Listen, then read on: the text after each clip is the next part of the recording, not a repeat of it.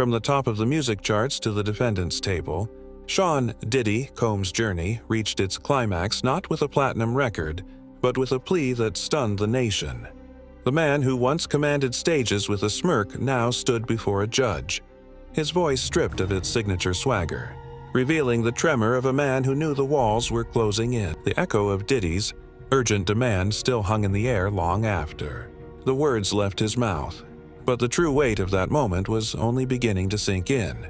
To the untrained eye, it might have looked like the impulsive outburst of a celebrity too, accustomed to getting his way.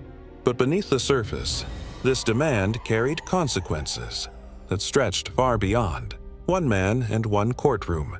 What was at stake was not only Diddy's fortune, freedom, and legacy, but also the larger question of whether America's justice system could withstand the crushing force of celebrity, power, and cultural influence.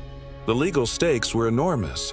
His request wasn't just a plea, it was a gauntlet, thrown at the feet of the system itself. If granted, it would suggest that influence and wealth could bend rules written to apply equally to all.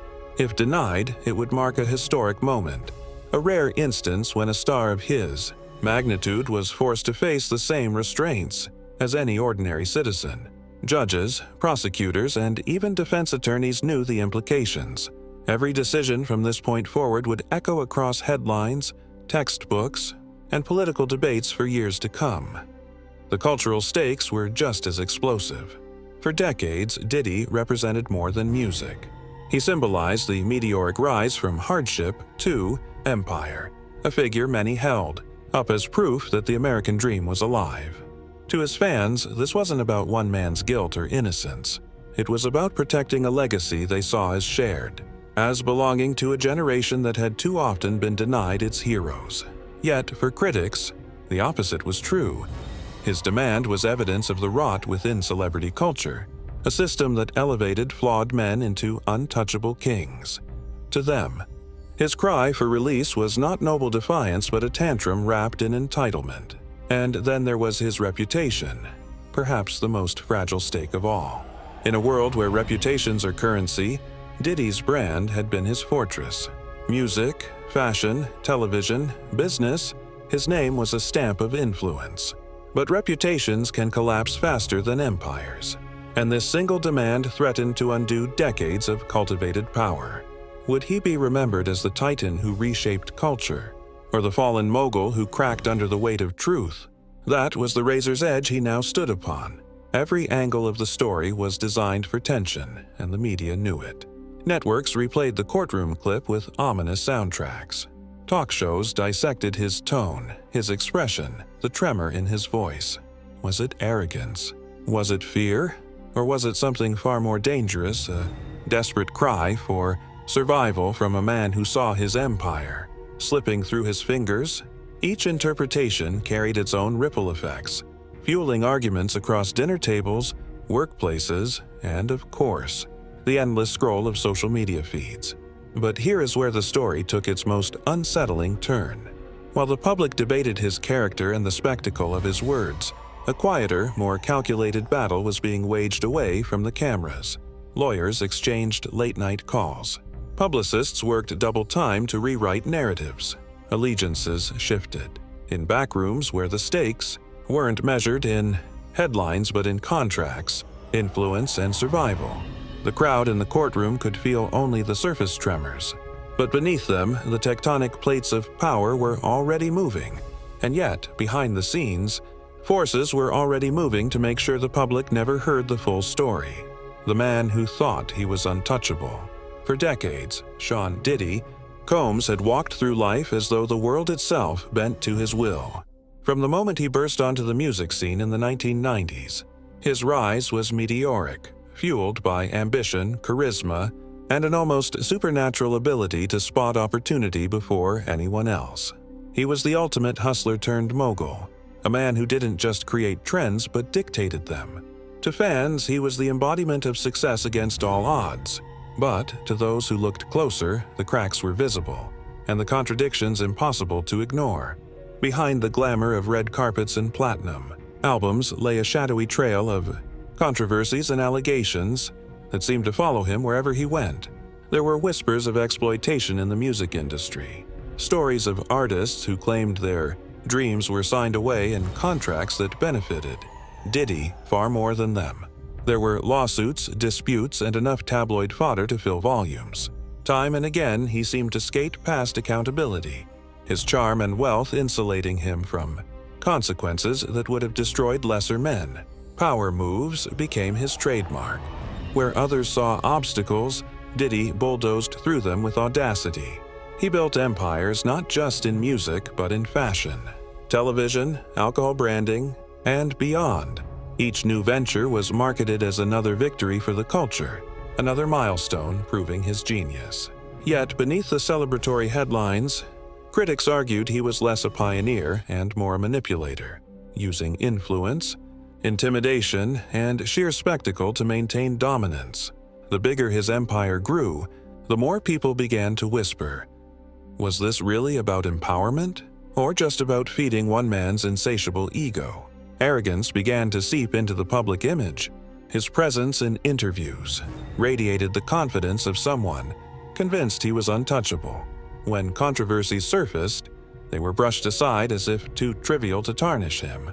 Lawsuits settled quietly. Headlines faded as quickly as they appeared. To many, it seemed Diddy had cracked the code of modern celebrity: control the narrative. Stay one step ahead, and the system will always protect you. He was proof, at least for a time, that wealth and fame could shield even the most controversial figures. But contradictions defined him. He spoke about building community while being accused of exploiting those very communities. He promoted empowerment while surrounding himself with opulence and excess.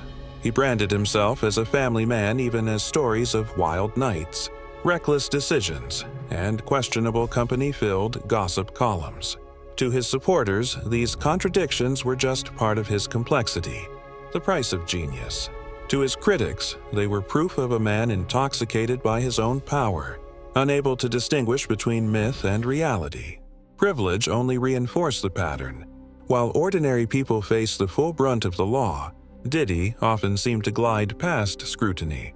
Whether it was accusations of violence at nightclubs, disputes over intellectual property, or personal scandals, he emerged time and again not weakened but emboldened.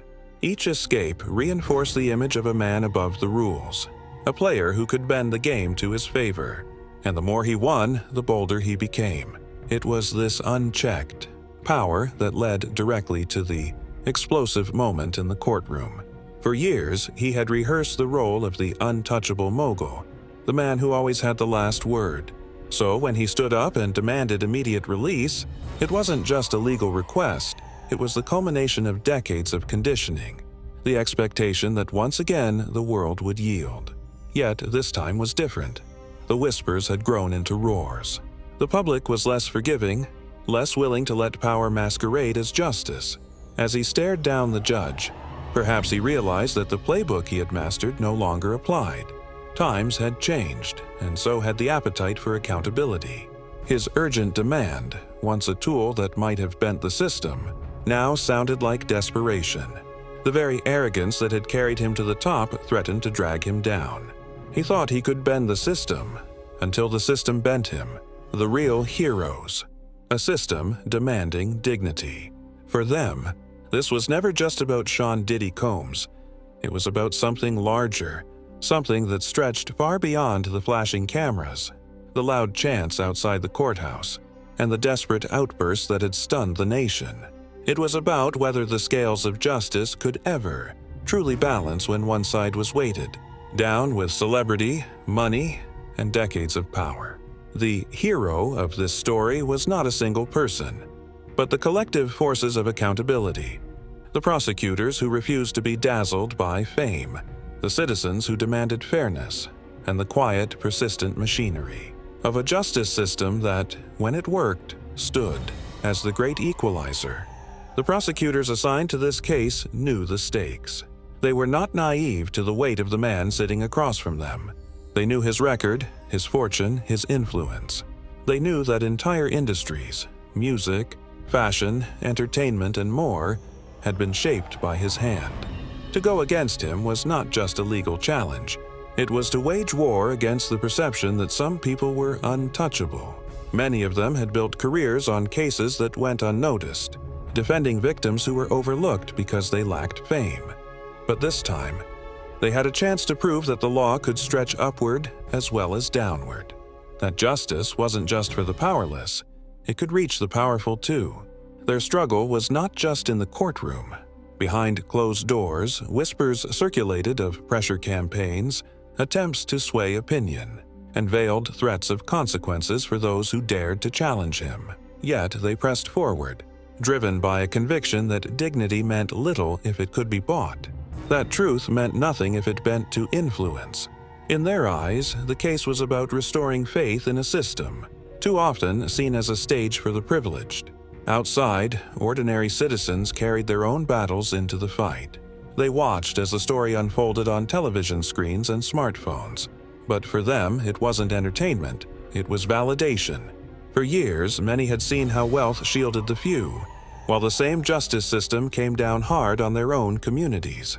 They had lived through stop-and-frisk policies, over-policing, and harsh sentences for minor offenses, while celebrities flaunted excess and escaped accountability. Each headline about Diddy's demand reminded them of the divide they had always known existed. And yet, seeing prosecutors push back against his urgency, seeing judges pause instead of yielding, it gave them something rare, a flicker of belief that maybe, just maybe, justice could stretch its reach.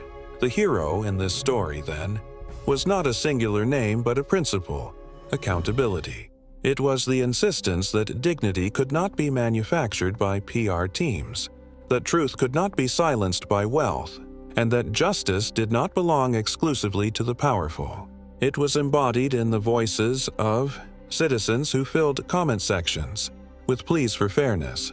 It was found in activists who reminded the nation that if a man of Diddy's stature could escape consequences, the promise of equal justice would ring hollow. Empathy flowed toward those who stood their ground. For the prosecutors, it meant facing ridicule from some who accused them of political ambition, and scorn from others who said they were wasting resources on a celebrity spectacle.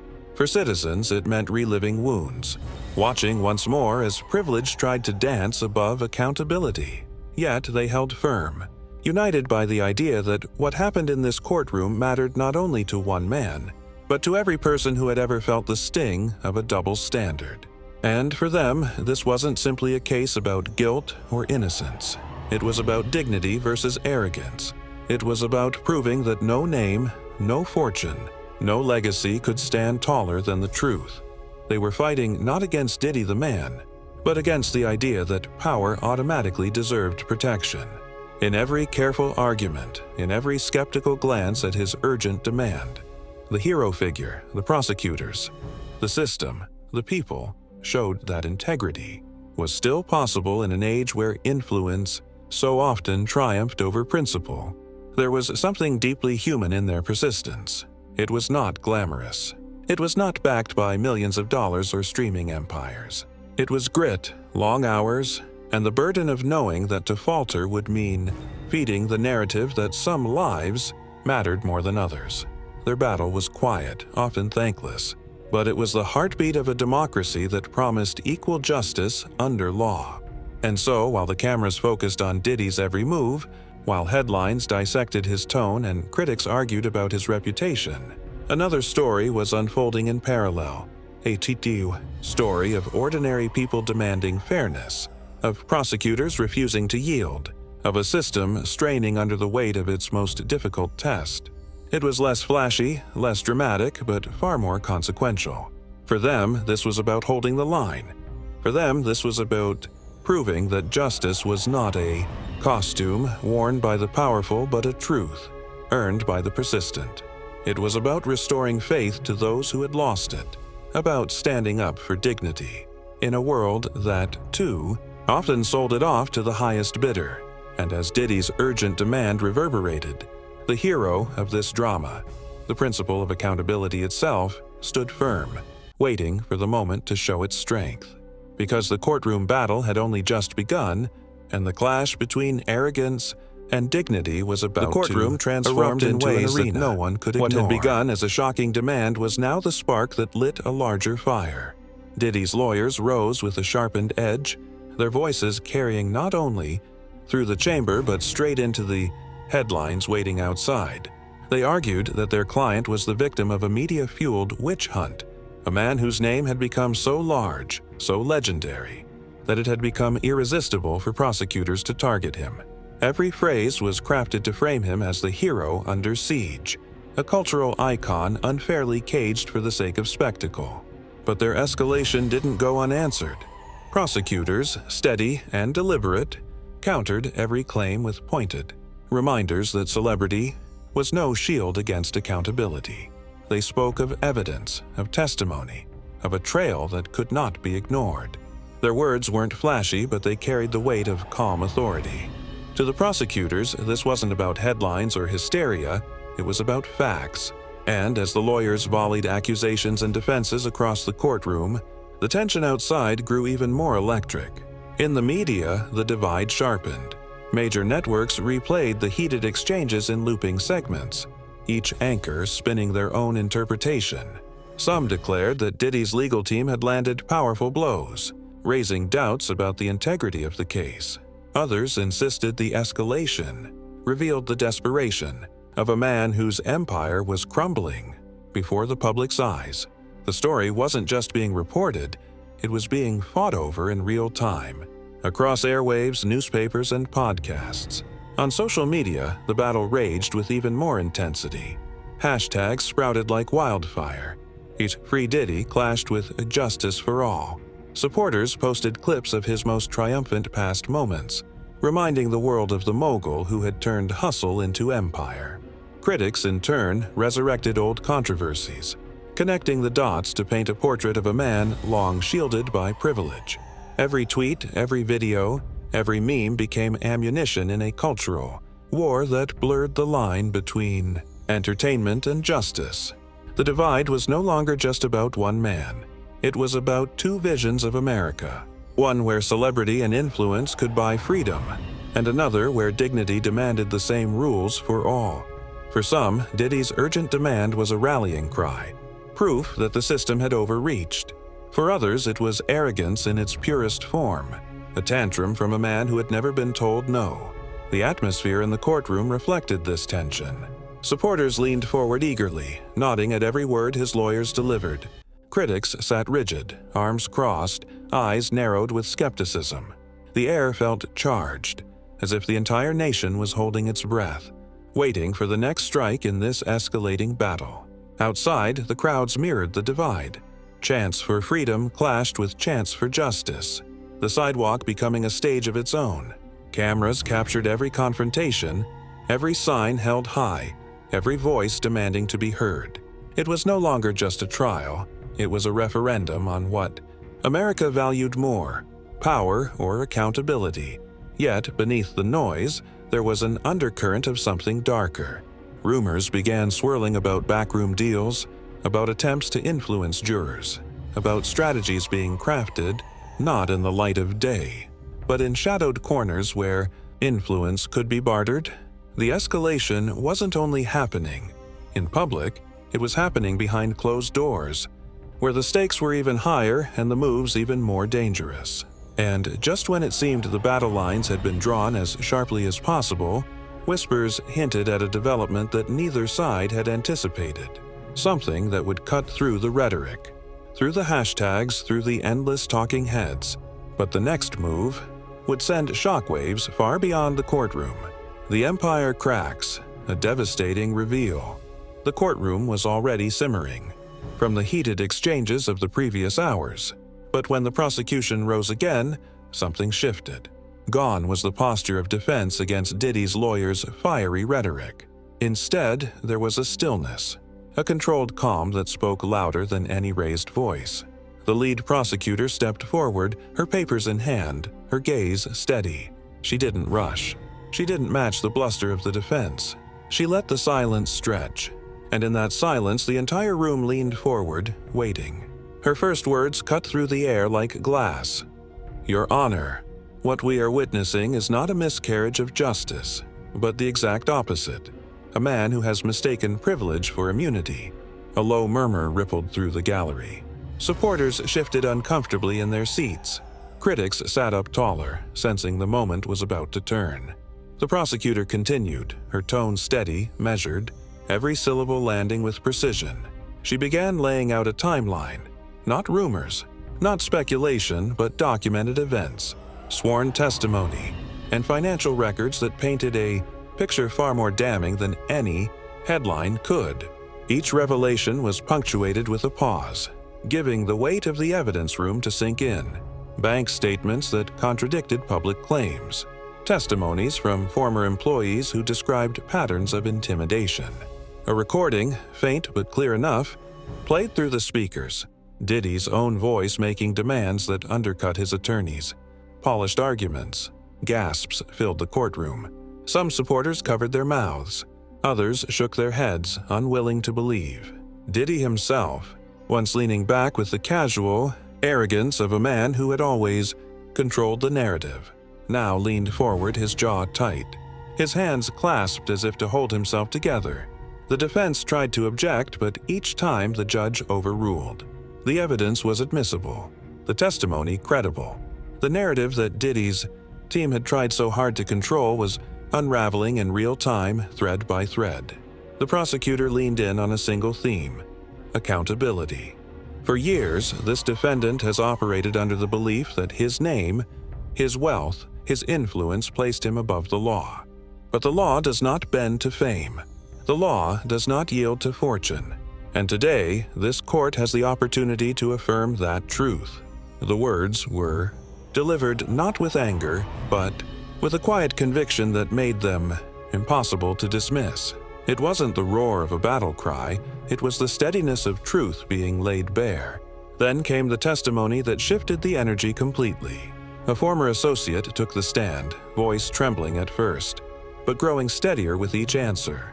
They spoke of contracts signed under pressure, promises made and broken, fear instilled by reputation alone.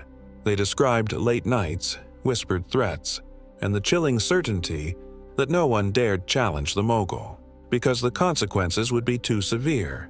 The gallery was silent, every ear straining to catch each word. Even the cameras outside couldn't capture the gravity of the moment. Here it was in human terms. Not numbers on a spreadsheet or clauses in a contract, but lived experience, raw and undeniable. The prosecution let the testimony stand on its own, not rushing to embellish. They simply let the silence afterwards stretch, the weight of the words hanging like an anchor. Diddy's lawyers tried to counter, but their voices sounded shrill now, defensive where once they had been commanding. Each objection, each attempt to discredit, only underscored the cracks forming in their case, and with every falter, the mogul's carefully cultivated aura of control crumbled further.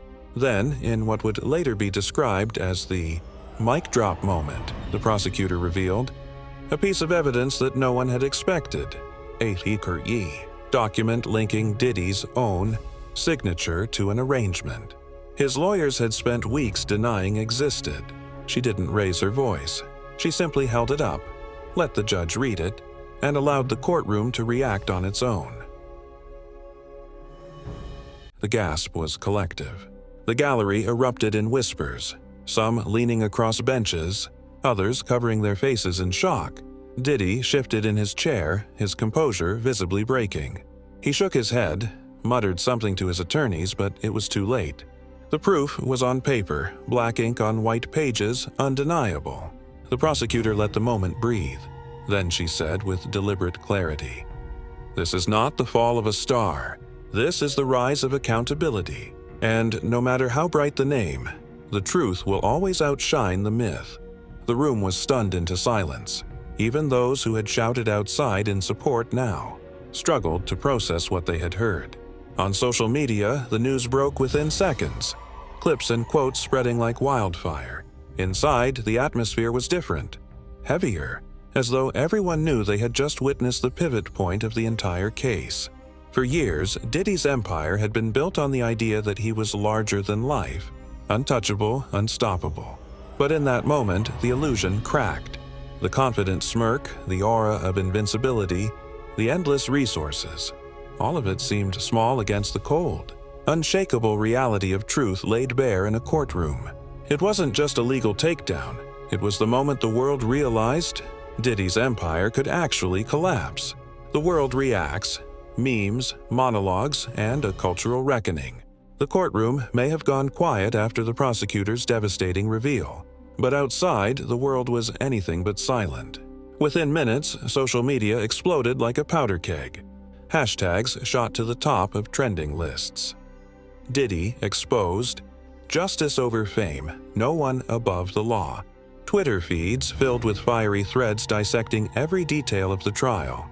TikTok creators posted rapid-fire breakdowns, and Instagram flooded with memes that turned Diddy's stunned face into the symbol of a fallen empire. One meme in particular caught fire, a split image of Diddy on stage, arms raised in triumph, next to that same courtroom shot of him slouched, jaw tight, eyes dark, the caption, "From untouchable to uncomfortable." It spread like wildfire, copied, remixed, captioned in every language. Late-night hosts smelled blood in the water. By evening, every major network carried sharp monologues. Who knew the mic drop of the year wouldn't come from a rap battle? But from the prosecution? One joked, earning thunderous laughter from the studio audience. Another quipped, "Diddy asked to be released immediately. Looks like the truth beat him to it." The audience roared, and clips of the jokes quickly found their way into endless loops across social feeds. But this wasn't just entertainment. The cultural debate grew louder, more serious. News commentators framed the trial as a referendum on celebrity privilege. "For decades," one anchor said, "we've seen stars skate past accountability. Now we are witnessing the pushback, the demand that fame no longer shields wrongdoing." On panel shows, pundits clashed, some defending Diddy as a victim of a biased system, others arguing that the system had finally caught up to him. Celebrities themselves couldn't stay silent. Some rallied behind him, citing loyalty or shared history. "We can't let them tear down one of our icons like this," a fellow artist tweeted, sparking a firestorm of replies accusing them of excusing corruption. Others distanced themselves with subtle jabs, posting cryptic one-liners, like "the empire always looks strongest right before it." Grumbles. The ambiguity left fans debating who the posts were aimed at, but the timing left little doubt. Fans, too, were divided. Longtime supporters launched threads defending his legacy, reminding the world of his charitable work, his cultural impact, his decades of music history. But critics countered with receipts, resurfacing old headlines, lawsuits, and controversies that had once been brushed aside. The clash wasn't just about one man, it became a proxy war over how society treats powerful figures, how much we forgive in the name of fame, and how quickly the pedestal turns into a guillotine. The ripple effects went far beyond the trial itself. Universities hosted live stream, panels dissecting the broader meaning of celebrity accountability.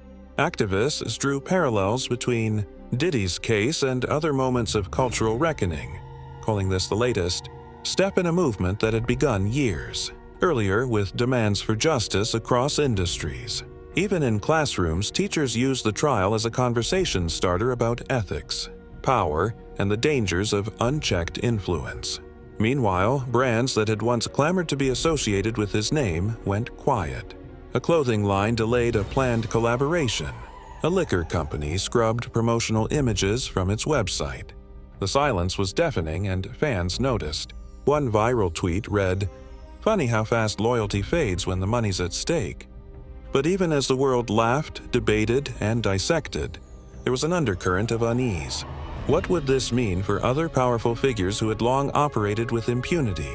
Was this a turning point or just another temporary scandal to be forgotten in weeks? For Diddy, though, it was personal. Every meme, every trending hashtag, every late-night punchline chipped away at the empire he had built on image and perception. The mogul who once commanded headlines was now the headline, the cautionary tale, the punchline, the symbol of a cultural shift he never saw coming. Yet, behind the scenes, whispers began to circulate. A few cryptic posts from insiders hinted at something brewing. A text leaked from someone close to his circle read, "He's not done. They think they broke him, but he's already plotting."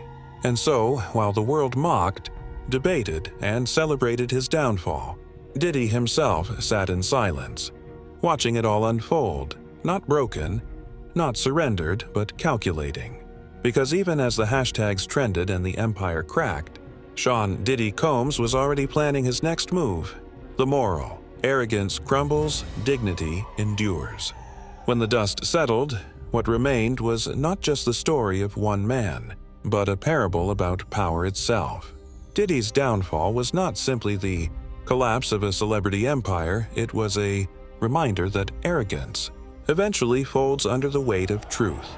The courtroom showdown had been dressed in the trappings of fame, flashing cameras and high-priced attorneys. But at its heart, it revealed something universal. Dignity always outlasts spectacle. For years, the culture had been conditioned to believe that celebrity meant immunity, that wealth could buy silence, that connections could bend justice. Yet this trial shattered that illusion in front of millions. The people saw, in real time, that fame may shield someone for a season, but it cannot forever protect them from accountability. The truth has a way of breaking through even the strongest walls of privilege. This was more than a verdict. It was a turning point. It affirmed a principle older than any music career or celebrity brand. No one is above the law. Whether a billionaire mogul or an ordinary citizen, the scales of justice must remain blind.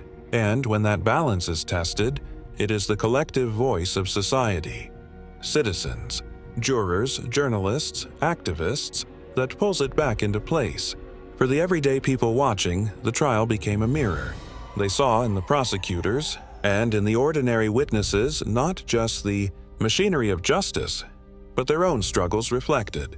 The worker who had been silenced by a powerful boss. The immigrant who had been told their story didn't matter. The young activist who believed truth could topple arrogance. Their battles were smaller, quieter, but the principle was the same. Dignity is not reserved for the powerful. It belongs to everyone willing to stand firm in the face of injustice. This story, then, was not only about the fall of one man. It was about the rise of a new standard. It told us that resilience matters, that accountability cannot be endlessly delayed, that equality before the law is not just a phrase written in books, but a reality that must be lived out, case by case, fight by fight. And now, that promise belongs to you as well, because every time we raise our voices, every time we share these stories, every time we refuse to let arrogance silence truth, we become part of that movement. The fight for accountability doesn't end in the courtroom, it continues in our conversations, our communities, and our choices about the world we want to build. So if this story moved you, if it reminded you of the power of dignity over arrogance, I invite you to take the next step. Subscribe, share, and add your voice to this community. Together, we are more than spectators. We are participants in a larger struggle for truth, fairness, and equality. Because at the end of the day, this isn't just Diddy's story, it's America's. And the promise of justice will only survive if we choose, again and again, to stand for it.